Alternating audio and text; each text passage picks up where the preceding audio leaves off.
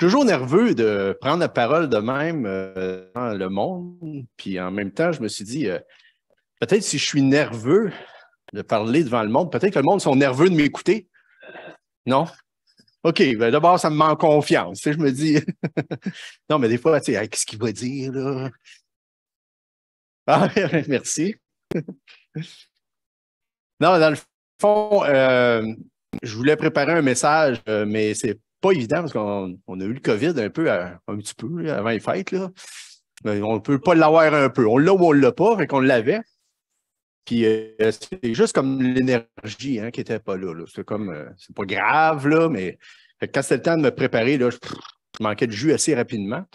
Je me suis dit, OK, qu'est-ce qu'on fait après les fêtes? On mange des restants. Du réchauffé? Non, c'est quelque chose que j'avais déjà travaillé dans le passé, quelque chose que j'ai déjà présenté, mais je l'ai un peu remodelé, je l'ai mis à l'ordre du jour, ouais, au bout du jour, c'est ça. Donc, un petit bonhomme qui se pose des questions, mais là, dans le fond, la question que je vais vous dire, c'est, dans le fond, qu'est-ce que c'est qu'on fait, qu'est-ce qui se passe dans notre cerveau, dans le fond, dans la vie de tous les jours? C'est que dans la vie, on a toujours besoin de se poser un paquet de questions, OK? Des questions qui nous amènent vers des décisions. Puis, on dit que dans la vie, qu'est-ce qu'on va devenir comme être humain va tout le temps être le résultat d'une série de décisions qu'on va avoir prises, bonnes ou mauvaises. Le micro, il me dérange. Il me manque du monde. Ah! Donc, quelquefois, on est tributaire de la décision des autres personnes. Ça peut arriver dans notre vie qu'on va malheureusement subir le choix d'une autre personne, mais la plupart du temps, c'est nos propres choix qui vont faire ça. Donc, souvent, ces décisions sont prises un peu sans réfléchir, comme par habitude. Ça va arriver dans une journée, on n'est pas tout le temps en train de... Puis, la plupart du temps, c'est des décisions qui vont avoir peu de conséquences. Merci, je l'avais écrit en plus. J'essaie de ne pas être tout le temps les yeux dans ma feuille. Là. Mais oui, c'est ça, la plupart des décisions. Comme exemple, si je m'en vais chez McDonald's au service à l'auto, je ne commencerai pas à analyser tout le menu, surtout que quand tu regardes dans ton rétroviseur, il y a un bumper de pick-up en arrière qui a hâte de manger son mec, je ne sais pas quoi. Là, fait que là, tu te dépêches, puis là, la madame, oui, je vais prendre un mec ça, là, puis en plus, le menu, je ne sais pas si vous avez remarqué, mais il change, hein? Fait que là, tu veux commander quelque chose, mais il ne l'a pas, c'est le menu, là. Oui, t'attends que la page elle change, mais l'autre, il est pressé en arrière. Fait que finalement, tu prends ce qui est là, puis ça fait ton affaire, mais de toute façon, peu importe ce que tu vas prendre, tu vas avoir mal au ventre. C'est à peu près sûr, fait que bon. Bien, ce que je veux dire, c'est que tu n'as pas des décisions bien importantes à prendre là. Mais d'autres fois, par exemple, c'est important de peser le pour, le contre, parce que c'est des décisions qui vont avoir un impact dans nos vies. Là. Exemple, changer d'emploi. Est-ce qu'on déménage, on vend notre maison? Pas le genre d'affaire que, en tout cas, la plupart du monde, ce n'est pas le genre d'affaire que tu te lèves un matin et tu fais ça. Là. Ça a des impacts pour plus tard. Donc, on prend le temps d'analyser. Que ce soit pour une petite ou une grande décision, on apporte toujours la question dans un endroit de notre cerveau qui nous aide à prendre nos décisions puis faire notre choix. Un genre de petit terrain neutre. On amène la question là. Un endroit où le sujet de la décision est ausculté par notre conscience avec les parties adverses qui, tour à tour, font valoir leur point de vue afin de faire pencher la balance d'un côté ou de l'autre. Hein? On se dit, oui, je ferais ça. Non, on ne fait pas ça. Ah, je devrais faire ça. On se pose des questions comme ça. Cet endroit-là, moi, je l'appelle le Gabata. Le Gabata. Un nom bizarre. T'allais le dire, hein? En fait, le Gabata, c'est cet endroit que Pilate c'est là que Pilate a pris la pire décision de sa vie. Pilate, on voit ça dans Jean 19 à 13. Pilate, ayant entendu ces paroles, amena Jésus dehors et il s'assit sur le tribunal, au lieu appelé le pavé, en hébreu, Gabata. C'est un endroit. Dans Jean 19,16, on va voir ça va être quoi sa fameuse décision qu'il a prise. Alors, il le leur livra pour être crucifié. Il a livré Jésus. C'est ça sa décision qu'il a prise. Ils prirent donc Jésus et l'amenèrent. Donc, c'est ça que tu penses, hein? On va voir. Le Gabata est un lieu situé juste devant la forteresse où résidait le procurateur Ponce Pilate. Donc, c'est l'endroit. C'était là où se trouvait le tribunal public où Pilate rendait ses décisions. Mais quel était le contexte qui a dirigé Pilate dans cette décision exactement? Parce qu'il y a un contexte autour de ça. Là. Il y a toute une histoire autour de ça. Pourquoi Pilate a pris cette décision exactement? Est-ce qu'il aurait pu faire autrement? Hein? Quelle leçon est-ce que nous, on peut en tirer? Ça, c'est important de regarder ça. Nous essaierons de répondre à ces questions, mais d'abord, voyons un peu qui était ce fameux Pilate et dans quel contexte social il était à ce moment-là. Là, c'est écrit dans prendre une gorgée d'eau.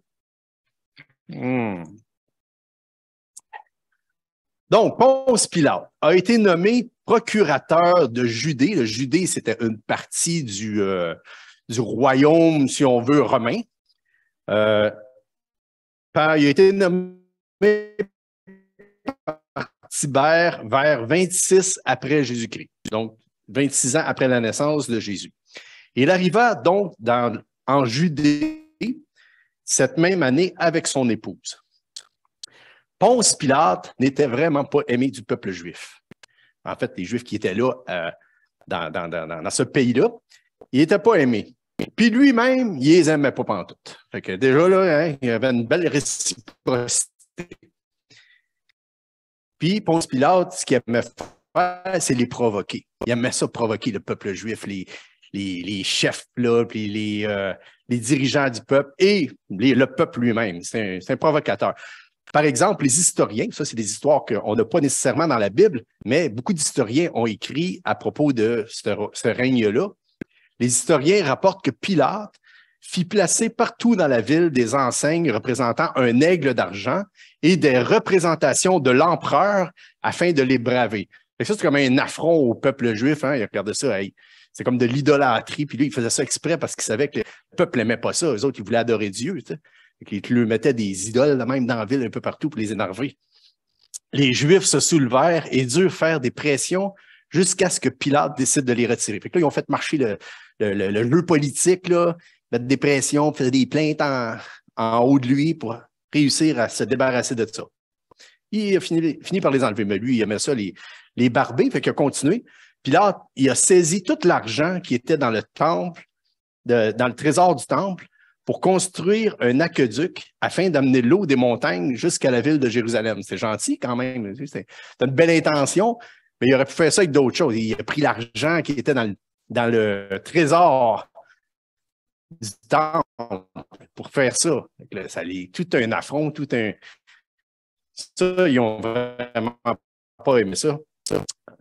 Les Juifs, à la vue du vil, se sont soulevés, puis ils ont contesté, encore une fois. Hein? Le convoi de la liberté s'est organisé. Là. Lorsque Pilate vint siéger au tribunal de la foule se rassemblait à cet endroit-là. Pilate, sachant qu'il allait y avoir une rébellion, il avait fait dissimuler parmi la foule des soldats qui étaient habillés pareil comme le peuple juif. Puis là, il a laissé monter la grogne. Là. Tout le peuple il était là, réuni, puis lui, il barbait, là, puis il savait que ça ne faisait pas leur affaire, puis il a laissé monter la grogne, puis tout à coup, il a envoyé le signal aux soldats qui étaient dans la foule, dissimulés. Puis les soldats étaient naturellement armés avec des poignards, des gourdins, puis ils ont commencé à massacrer le peuple qui était là. Puis il y a beaucoup de monde qui sont décédés, on n'a pas le nombre, là, mais beaucoup de monde qui sont décédés par les soldats, mais beaucoup aussi piétinés par la foule qui essayait de se sauver, de s'évader.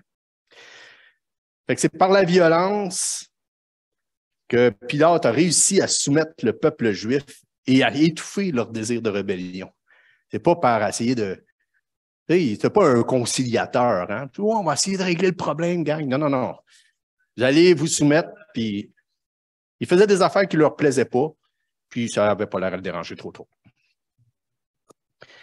Pilate acheva ainsi la construction de l'aqueduc, mais se rendit odieux aux yeux des Juifs.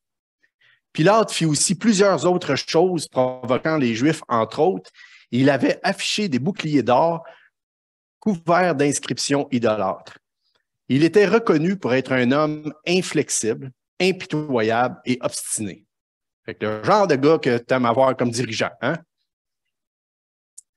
Les Juifs le dénonçaient pour sa corruption, sa violence, ses outrages au peuple, sa cruauté, ses continuelles exécutions sans jugement préalable et ses atrocités inutiles.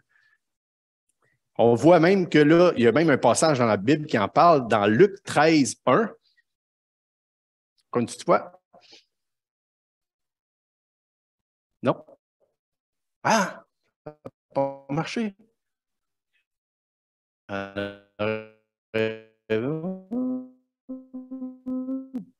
C'est beau, hein? J'ai rien qu'une image. Dans Luc 13, 1. Oh! Chantal est trop vite sur le piton. Pas grave. Ben, Luc 13.1 démontre vraiment à quel point que Pilate était impitoyable. Oui, c'est une photo, une vraie, là, d'origine. C'est écrit, en ce même temps, quelques personnes qui se trouvaient là racontèrent à Jésus ce qui était arrivé à des Galiléens dont Pilate avait mêlé le sang avec celui de leur sacrifice. Il était venu offrir des sacrifices, puis Pilate les a tués sur place. Et voilà. Donc, les historiens racontent que Pilate fit plusieurs autres atrocités au peuple juif et que c'est suite aux plaintes et pressions faites aux autorités de Rome que Pilate fut destitué et remplacé par un autre procurateur. Il était tellement pas aimé là, qu'il fallait que le peuple aille vraiment faire des plaintes, probablement auprès de César ou je ne sais pas trop qui était en haut de lui, jusqu'à temps qu'ils se sont dit, OK, là, on est mieux de le changer là, parce que ça va virer mal. Donc, nous avons donc un contexte, dans ce contexte-là, un dirigeant, un gestionnaire d'une région de l'Empire romain qui méprise au plus haut point le peuple juif et qui n'a aucun intérêt envers eux. Et ce peuple-là, là, ça ne l'intéresse pas. Donc, les Juifs se présentent avec Jésus devant Pilate afin de faire condamner à mort. Dans le contexte que je viens de citer, on est en droit de se demander pourquoi les Juifs devaient-ils absolument se référer à celui qu'ils haïssaient tant et vice-versa. Ils s'haïssaient mutuellement. Pourquoi les pharisiens, les chefs juifs sont allés le voir, lui? Il va pas aider leur cause pantoute, là. Il aurait certainement mieux aimé régler le sort de Jésus eux-mêmes, n'est-ce pas? Hein? C'est eux autres qui voulaient s'en débarrasser parce qu'ils les dérangeaient, là. Ils auraient aimé ça, régler ça eux-mêmes, plutôt que s'en remettre à la bonne volonté de cet homme qui les méprisait amèrement. Tout simplement parce que la loi romaine ne leur permettait pas de le mettre à mort. Eux autres, ils voulaient le mettre à mort. Ils ne voulaient pas juste lui donner une petite taloche, là. Ils voulaient qu'il disparaisse, Jésus. Mais ils ne pouvaient pas le faire. Il est obligé d'aller voir le procurateur pour ce job-là. Donc, Jean 18, 31 dit « Reprenez-le, répliqua Pilate, parce que là, il l'avait amené à Pilate, il avait amené Jésus, et jugez-le vous-même d'après votre loi. » C'est ça qu'il disait. « Non, j'en veux pas de ce gars-là, arrangez-vous avec. » Mais ils lui répondirent « Nous n'avons pas le droit de mettre quelqu'un à mort. » Pourtant, dans l'Ancien Testament, c'était monnaie courante. Hein, quelqu'un péchait, là, il pouvait le lapider et tout ça, mais pas dans ce cas-là. Donc, selon eux, les dirigeants juifs, et à la lumière des 3 procès religieux qu'ils avaient faits à Jésus, c'était le seul sort que Jésus méritait. Et si ce n'était des Romains qui les restreignaient, ils auraient réglé le sort de Jésus eux-mêmes et assez rapidement, merci. Donc, on voit là que il y a eu 3 procès, je ne sais pas si on peut le voir. Un autre clic. Mes diapos, je ne sais pas pourquoi ça a fait ça. Là, là tu apparais. OK. OK, c'est pas grave. En fait, les chefs religieux ont fait supposément 3 procès. Il y en a un qui s'est fait devant Anne, qui était un des chefs religieux, l'autre qui s'est fait devant Caïphe, et l'autre devant le Sanhédrin, qui était l'ensemble là, de tous ceux qui géraient le peuple. Donc, ces 3 procès ont permis aux chefs religieux d'amasser suffisamment de preuves et de témoignages. J'arrête pas de faire des guillemets, leur permettant de présenter leurs prisonniers devant le tribunal civil. Fait qu'ils étaient sûrs de leur affaire que ça allait bien aller. Et Pilate détenait le pouvoir de relâcher ou de condamner le prisonnier. Fait que ça, c'est pas mal le contexte. Donc, pourquoi Pilate a-t-il pris cette décision-là qu'on connaît toutes d'abord? S'il n'en avait rien à foutre, là, il aurait pu juste dire « Arrangez-vous vos problèmes, moi, je ne veux rien savoir. » Bien, la raison, je pense, qui me vient, la principale raison, ça a apparu, c'est donc bien génial, ça. Et hop! C'est que, oui, mais en même temps, c'est qu'on voulait, en fait, il fallait que les prophéties s'accomplissent. Okay? Il fallait que Jésus soit mis à mort, crucifié. Sans le savoir, Pilate allait devenir la personne qui exécuterait le plan de Dieu pour le salut des êtres humains. Environ 700 ans avant la venue de Jésus-Christ, Ésaïe a prophétisé la mort de Jésus. Dans Ésaïe 53:10, vous allez le voir tantôt, mais que ça apparaisse. Il a plu à l'Éternel de le briser par la souffrance après avoir livré sa vie en sacrifice pour le péché. Est-ce juste de dire que Pilate n'avait pas le choix? Que tout était décidé d'avance? Hein? C'est une prophétie, il n'a pas le choix, le pauvre gars, hein? Que Dieu l'a utilisé comme une marionnette pour accomplir son plan? Eh bien, moi, je crois personnellement que c'est mal connaître Dieu que de prétendre qu'il nous utilise pour faire sa volonté contre notre gré. Je ne pense pas que Dieu travaille comme ça. Je crois que ce serait de déresponsabiliser l'être humain face à ses actions que de dire une telle chose. Hein? Oh, mais j'ai pas le choix, mais c'était déjà écrit c'est pour ça que j'ai fait ça. Non, on a une responsabilité. Il est vrai que nous pouvons voir dans la Bible que Dieu a envoyé une puissance d'égarement. Ça arrive, ça. Mais même dans ce cas précis, la décision de l'action humaine appartient toujours à l'humain. On a un bel exemple dans 2 Thessaloniciens. Ça va apparaître. Je sais pas, c'est donc bien bizarre. Il y a comme un délai sur la diapo, mais c'est pas grave. Dans 2 Thessaloniciens 2:11, en parlant de ceux qui adorent l'Antéchrist, okay? Ils disent « Aussi, Dieu leur envoie une puissance d'égarement pour qu'ils croient au mensonge, afin que tous ceux qui n'ont pas cru à la vérité, mais qui ont pris plaisir à l'injustice, soient condamnés. » Donc, Dieu envoie un pouvoir d'égarement, mais ils ont quand même leur responsabilité de ne pas avoir cru, d'avoir cru au mensonge, de ne pas avoir cru avoir pris plaisir à l'injustice. Donc, bon, c'est ça.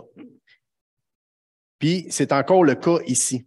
En effet, la Bible donne plusieurs indices démontrant que Pilate a agi selon son libre arbitre et que sa décision lui appartenait.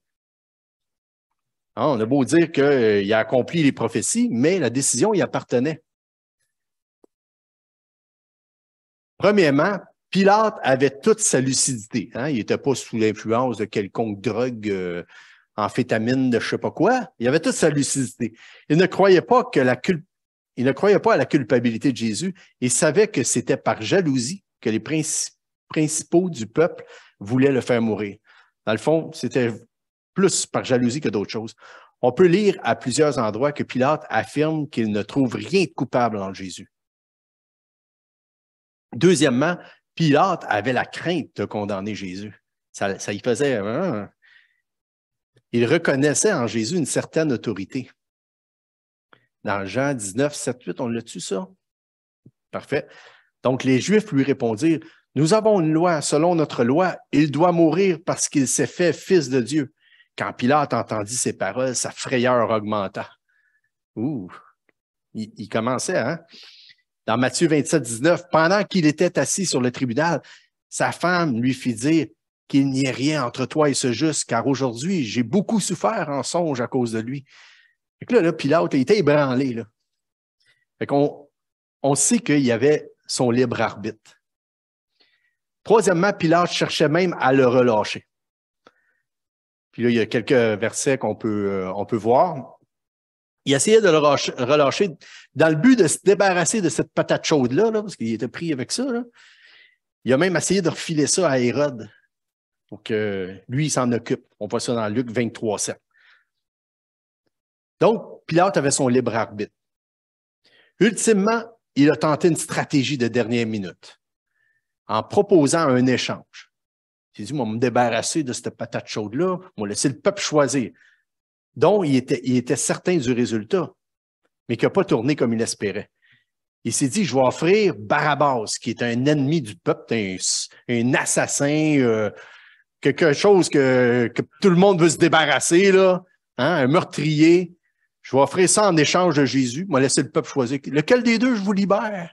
Jésus ou Barabbas? Il était sûr que, hein, il avait dit, hey, libère-nous Jésus. Mais il a fait des miracles. Il a nourri des foules. Il a guéri des malades. L'autre, il tue du monde. Il vole du monde. Le choix est assez facile, hein? Oui, en théorie. Mais ça n'a pas tourné comme ça. Pourquoi? Parce que, à travers la foule, les responsables juifs avaient prévu qu'il y avait du monde pour trinquer la foule, si on veut, dans le sens contraire. Puis, finalement, ben, ça a été crucifier Jésus. Malgré toutes ces tentatives, Pilate n'a pas pu se départir de ses responsabilités et devait prendre une décision. Revenons à nos questions maintenant. Un long détour, hein? Pourquoi Pilate a-t-il pris cette décision? Et aurait-il pu faire autrement? Hein? Samuel, tu as posé la question, aurait-tu pu faire autrement? Exact. Méchante pression que je n'aurais pas aimé avoir. Je crois que, aussi puissant et impitoyable que Pilate pouvait être, il était quand même faible et il n'a pas pu assumer son autorité. Il a cédé à la pression et a choisi d'acheter la paix avec les responsables du peuple. Avec Hérode, son ancien ennemi qui est devenu tout à coup son ami ce jour-là. Avec le peuple lui-même, car le tumulte commençait à monter dangereusement et il craignait une autre révolte. Il a démontré sa faiblesse en laissant choisir le peuple, sachant que les dirigeants juifs faisaient des pressions parmi la foule pour relâcher un meurtrier plutôt que Jésus. Finalement, il a livré à la mort un innocent qui n'avait que peu de valeur de toute façon dans sa conscience, puisqu'il s'en était lavé les mains devant le peuple. Je dis, bon, ben, c'est votre affaire. Moi, je m'en débarrasse.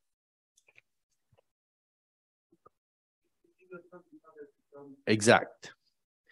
Je crois que Pilate aurait pu faire autrement, mais Dieu, dans son omniscience, savait exactement ce qu'il allait faire.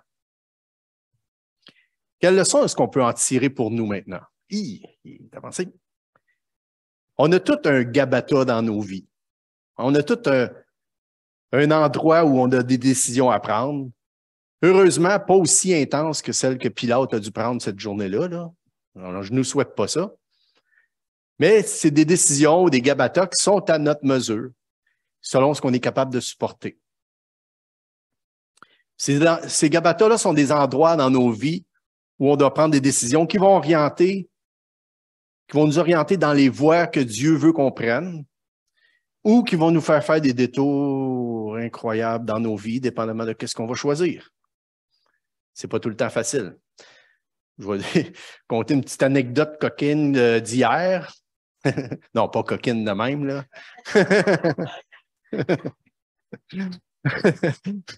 Non, mais on va marcher dans le bois, tu sais. Puis là, j'étais avec Céline, nos amis. Et là, on marche, ça va bien. Tout à coup, tout le monde prend la trail à droite. Mais moi, j'ai décidé, quand là, un beau point de décision, qu'est-ce que je fais? Par là ou par là? Fait que je suis allé par la gauche parce qu'elle me semblait plus... Ouais! Mais j'ai calé dans l'eau jusqu'aux genoux. Fait que c'est pas une grosse affaire, c'est pas une grosse décision, mais ça a eu des impacts pareils, parce que j'avais les pieds tout trembles, puis il a fallu que je continue la ride, là, puis c'était pas écrit dans ma feuille. Ouais, c'est ça. L'orgueil a fait que j'ai continué la ride, puis il n'y a personne qui en a souffert. Mais c'est des décisions comme ça qu'on prend dans la vie. Ça, c'était rien, là, c'était pas grand-chose. Mais s'il avait fait moins 20, ça aurait été peut-être un peu plus grave de conséquences d'avoir passé par là. Mais en même temps, je me dis peut-être que la glace aurait été plus solide aussi. En tout cas, c'est compliqué. Comme croyant, on est encouragé à changer des choses, à prendre des décisions, puis à marcher avec Dieu, à lire la Bible, à prier, à nous engager dans l'Église, à partager notre foi. Je peux décider de continuer ma petite vie parce que de toute façon, je suis pas si pire que ça, ou décider de me remettre en question et reconsidérer toute chose afin de plaire de plus en plus à Dieu en étant serviteur des autres. Quel est votre gabata ce matin? C'est quoi votre point, votre endroit, les décisions que vous devez prendre? On a plein de choses. Hein? Quelles sont ces décisions que tu as à prendre qui pourraient changer bien des choses? On sait que Jésus est venu mourir sur la croix. Jean 3,16 dit « Car Dieu a tant aimé le monde qu'il a donné qui? Son Fils unique, afin que quiconque croit en lui ne périsse point, mais qu'il ait la vie éternelle. » Ça, c'est vraiment une promesse de Dieu et une démonstration de l'amour de Dieu. La première décision qu'on doit prendre comme croyant, c'est d'y croire, c'est de l'accepter, ça, ce don-là que Dieu nous fait. Ensuite, est-ce que c'est une habitude néfaste que j'ai dans ma vie? On appelle ça des péchés, hein, mais péché, c'est pas à la mode, on dit plus ça. Des habitudes néfastes qui nuisent à notre âme. Est-ce que c'est ça que je dois renoncer? Est-ce que je néglige de prendre position comme croyant? Est-ce que je critique mes frères, mes sœurs dans l'Église ou ailleurs au lieu de pratiquer l'amour et le pardon? Hein, des fois, on a peut-être raison d'être pas content ou on vit une injustice, mais Dieu nous demande de pardonner aussi. Il ne faut pas prendre nos décisions à la Pilate, là, sous pression, puis pas se soucier des autres. Dieu t'aime tellement qu'il te laisse libre de prendre la décision de venir à lui et t'accueillir tel que tu es. Il est le meilleur conseiller. On peut aller à lui pour nous aider dans toutes circonstances. Dieu veut et peut nous aider à prendre les bonnes décisions pour notre vie. Ouais. Est-ce qu'on a préparé les éléments pour la scène? Oui? OK. Bon, la scène, c'est quoi? En fait, je vais l'expliquer pour nos invités. C'est un peu comme la communion, dans le fond, c'est le même mot, c'est correct. Jésus, lors de son dernier repas, est venu, a réuni ses disciples, puis ont pris un repas ensemble. Lui, il savait qu'est-ce qui s'en venait, là. C'est son dernier repas, mais il avait la connaissance de qu'est-ce qui allait se passer, qui serait amené, puis maltraité, puis mal jugé, puis crucifié. Et quand il a fait ça avec ses disciples, il a dit, on va prendre le pain ensemble. Le pain, ben, ça va symboliser là, que je vais aller donner mon corps pour vous autres, en échange de votre salut. Puis après ça, il a pris le vin, ils ont bu du vin ensemble, puis il a dit ça représente le sang qui va couler sur la croix. Puis chaque fois que vous allez vous réunir, là, après, quand je ne serai plus là, pensez à moi. Chaque fois que vous allez prendre du pain, puis vous allez prendre du vin, pensez au sacrifice que j'ai fait pour vous autres. Il a dit ça à ses disciples. Donc, ce qu'on fait, pour se rappeler ce sacrifice-là, une fois par mois, on va prendre le pain et le vin ensemble pour se rappeler ce sacrifice-là que Jésus a fait à la croix. Nous autres, c'est du jus de raisin parce qu'on est trop cheap pour acheter du vin. Non, c'est pas pour ça. Parce qu'on ne veut pas être une occasion de chute. Si jamais quelqu'un a des problèmes de dépendance, on ne peut pas être dépendant au jus de raisin. Là. Je ne pense pas que ça va arriver. Au pain, peut-être. Donc, ce matin, pendant la scène, j'aimerais vous encourager à réfléchir à votre position face à vos décisions dans votre vie. On en prend de toutes sortes, mais peut-être plus celles qui vont avoir un impact sur ma relation avec les autres, ma relation dans l'Église, mon interaction, etc. Sont-elles en ligne avec la volonté de Dieu pour ma vie? Qu'est-ce que je peux faire de mieux dans ma relation avec les autres et avec Dieu? Est-ce que mes décisions m'amènent à être meilleur? Au jardin de Gethsémani, Jésus savait ce qu'il attendait. Il a quand même pris la décision de faire la volonté de son Père puis d'aller accomplir sa mission. Donc, on pourrait commencer à préparer les éléments. J'aimerais juste vous dire que sentez-vous libre de prendre la scène. Si vous croyez que Jésus est mort pour vous sur la croix, si vous croyez que vos péchés sont pardonnés, si vous désirez marcher en communion avec Dieu, avec Jésus, en nouveauté de vie, si vous avez reçu cette foi qui vous confirme que vous êtes un enfant de Dieu, si vous n'êtes pas certain, si vous avez des doutes sur votre salut, vous pouvez juste laisser passer les éléments, c'est pas grave. Il n'y a rien de magique dans ce qu'on fait ce matin. C'est un mémorial, c'est pour se rappeler que Jésus est mort à la croix.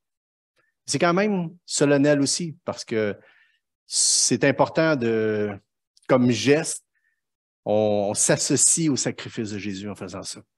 Hein?